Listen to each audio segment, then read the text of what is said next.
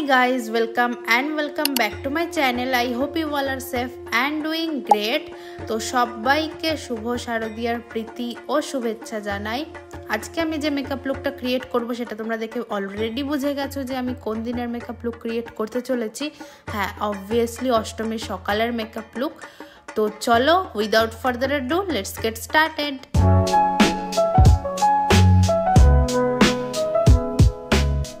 তো ফার্স্টে আমি এখানে স্কিন কেয়ার করেই বসেছি। আমি একদম মেকআপ থেকে স্টার্ট করছি। অ্যাজ আ প্রাইমার আমি ইউজ করছি NYB এর এই কালার কারেক্টিং প্রাইমারটা কালার কারেক্টিং এর খুবই ভালো কাজ করে, কারণ এটার মধ্যে একটা অরেঞ্জ টোন রয়েছে যেটা তোমার ব্ল্যাক প্যাচেস যত এরিয়া রয়েছে সেগুলোতে অ্যাপ্লাই করলে আর কালার কারেক্টিং এর দরকার হবে না, আর খুবই অ্যাফোর্ডেবল প্রাইসের মধ্যে তোমরা পেয়ে যাবে।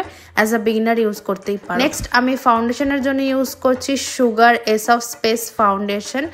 এটার শেড হচ্ছে আই থিঙ্ক N40। এটা একটা ডিভি foundation but high coverage provide করে। ডিভি বলতে গেলেও তোমার খুব একটা ডিভি নয়, ম্যাট ভাব তো আছেই, বাট ভালো ফাউন্ডেশনটা। যদি তোমরা হেভি বেস করতে চাও কোনো স্পেশাল দিনের জন্য এই ফাউন্ডেশনটা ইউজ করতে পারো। আমি এটাই ইউজ করি। আর আমি আজকে লুকটা একটু চেয়েছিলাম অন্যান্য দিনের থেকে একটু হেভি হোক, যাতে দেখতে অন্যরকম লাগে, তার জন্য আমি এই ফাউন্ডেশনটা ইউজ করেছি। আর এটা খুবই ইজিলি ব্লেন্ড হয়ে যায়। আর তোমরা দেখতেই পাচ্ছ এটা আমার কতটা পারফেক্টলি আমার শেড ম্যাচ করছে। তোমরা যদি আমার স্কিন টোনের হয়ে থাকো তো তোমরা ডেসক্রিপশন বক্সটা চেক করে নিও, ওখানে লিঙ্ক দেওয়া থাকবে আর শেড মেনশন থাকবে। তো তোমাদের জন্য ইজি হবে ব্যাপারটা শেড চুজ করা।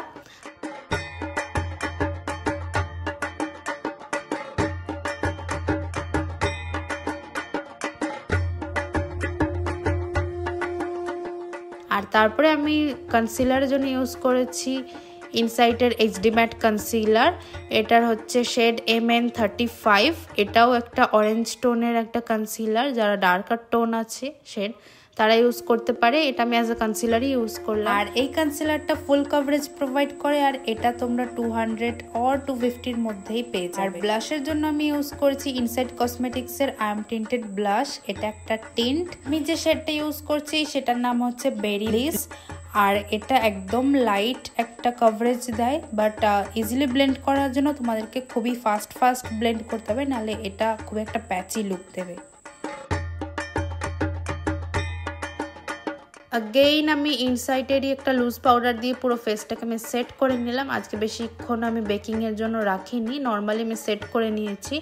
তারপরে ডিরেক্ট চলে যাব আই মেকআপে। আই মেকআপের জন্য আমি একটু হেভি বাট সিম্পল রাখতে চেয়েছি।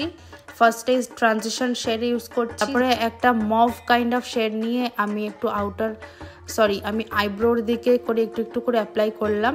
তারপরে আমি একটা গোল্ডেন গ্লিটার নিয়ে হাত দিয়ে আমি অ্যাপ্লাই করেছি, কারণ আমার মনে হয় ব্রাশের থেকে হাত দিয়ে ভালো অ্যাপ্লাই হয় গ্লিটার শেড যেগুলো থাকে।